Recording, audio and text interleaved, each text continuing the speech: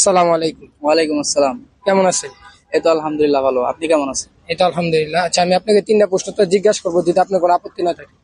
জিজ্ঞেস করেন। বলেন তো, জিনেরা কিসের তৈরি? আগুনের তৈরি। আলহামদুলিল্লাহ, তার প্রথম উত্তরটা সঠিক দিতে পারছেন। দেখি তিনি দ্বিতীয় উত্তরটা সঠিক দিতে পারেন কিনা। আচ্ছা বলেন তো, কোন নবী তার সন্তানকে নিয়ে কাবা শরীফ তৈরি করছেন? হযরত ইব্রাহিম আলাইহিস সালাম। আলহামদুলিল্লাহ, তিনি দ্বিতীয় প্রশ্নের উত্তরটাও সঠিক দিচ্ছেন। দেখি তৃতীয় নম্বর প্রশ্নটা তিনি সঠিক দিতে পারেন কিনা। আচ্ছা বলেন তো, আমাদের জাতির পিতাকে? আমাদের জাতির পিতা ইব্রাহিম আলাইহিস সালাম। আলহামদুলিল্লাহ, তিনি তিনটা উত্তরই সঠিক দিচ্ছেন। আল্লাহ তাআলার কাছে দোয়া করি যে আল্লাহ তাআলা তার নেক হায়াত দান করুক, পাঁচ ওয়াক্ত নামাজ জামাতের সাথে পড়ার তৌফিক দান করুক। আসসালামু আলাইকুম। ওয়ালাইকুম আসসালাম ওয়া রাহমাতুল্লাহ। কেমন আছেন? আলহামদুলিল্লাহ। আচ্ছা, আমি আপনার তিনটা প্রশ্ন তো জিজ্ঞাসা করবো, যদি আপনার কোনো আপত্তি না থাকে। ধরেন। আচ্ছা বলেন তো, আল্লাহ তাআলার শ্রেষ্ঠ সৃষ্টি কি? মানুষ। আলহামদুলিল্লাহ, তার প্রথম প্রশ্নটা করা হয়েছে, তিনি প্রথম উত্তরটা সঠিক দিচ্ছেন। দেখি দ্বিতীয় নম্বর প্রশ্নটা তিনি সঠিক দিতে পারেন কিনা। আচ্ছা বলেন তো, পুরুষদের ভিতরে সবচেয়ে বেশি হাদিস বর্ণনাকারী কে? ইব্রাহিম আলাইহিস সালাম। উনি তো নবী। নবী হতে পারলাম না। পুরুষদের ভিতরে সবচেয়ে বেশি হাদিস বর্ণনাকারী কে? পারলাম না। আলহামদুলিল্লাহ, তার দ্বিতীয় নম্বর প্রশ্ন করা হয়েছে, তিনি উত্তরটা সঠিক দিতে পারেন নাই। উত্তরটা হবে যে আবু হুরায়রা রাদিয়াল্লাহু তাআলা আনহু সবচেয়ে বেশি হাদিস বর্ণনাকারী পুরুষদের ভিতরে। কে? আবুল আল্লাহ রানহু। আবু হুরায়রা। আবুল হুরায়া। তার তিন নম্বর প্রশ্নটা করা হইতেছে, আচ্ছা ঈমান শব্দের অর্থ কি? ইমান শব্দ ইসলাম। ঈমান শব্দের অর্থ কি? বিশ্বাস। আলহামদুলিল্লাহ, তার তিন নম্বর প্রশ্ন করা হয়েছে, তিনি লাস্ট উত্তরটা সঠিক দিচ্ছেন। আল্লাহ তাআলার কাছে দোয়া করি আল্লাহ তাআলা তার নেক হায়াত দান করুক এবং পাঁচ ওয়াক্ত নামাজ জামাতের সাথে পড়ার তৌফিক দান করুক। আমিন। আসসালামু আলাইকুম। ওয়ালাইকুম আসসালাম। কেমন আছেন? আলহামদুলিল্লাহ।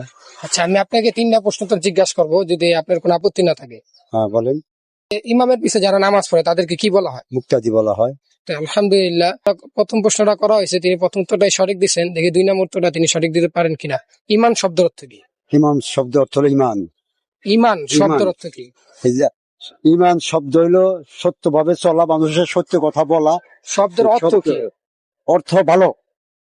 আলহামদুলিল্লাহ, তার দুই নম্বর প্রশ্ন করা হয়েছে, উত্তরটা সঠিক দিতে পারেন নাই। উত্তরটা হবে যে ঈমান শব্দের অর্থ হলো বিশ্বাস। কি? হ্যাঁ, বিশ্বাস।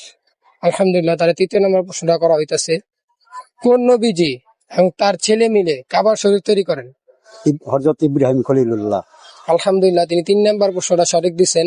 আল্লাহ তাআলার কাছে দোয়া করি যে আল্লাহ তাআলা তার পাঁচ ওয়াক্ত নামাজ জামাতের সাথে পড়ার তৌফিক দান করুক, নেক হায়াত দান করুক। আসসালামু আলাইকুম। ওয়ালাইকুম আসসালাম।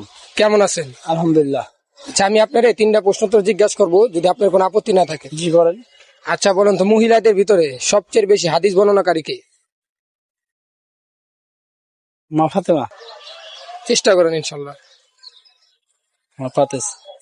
আলহামদুলিল্লাহ, তার প্রথম প্রশ্ন করা হয়েছে যে মহিলাদের ভিতরে সবচেয়ে বেশি হাদিস বর্ণনাকারী কে?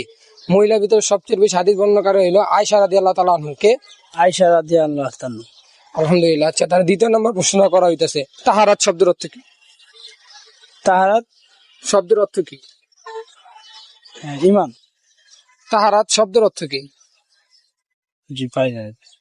আলহামদুলিল্লাহ, তার দ্বিতীয় নম্বর প্রশ্ন করা হয়েছে, তিনি উত্তরটা দিতে পারেন নাই। তাহারাত শব্দের অর্থ হলো পবিত্রতা। কি? পবিত্রতা। জি।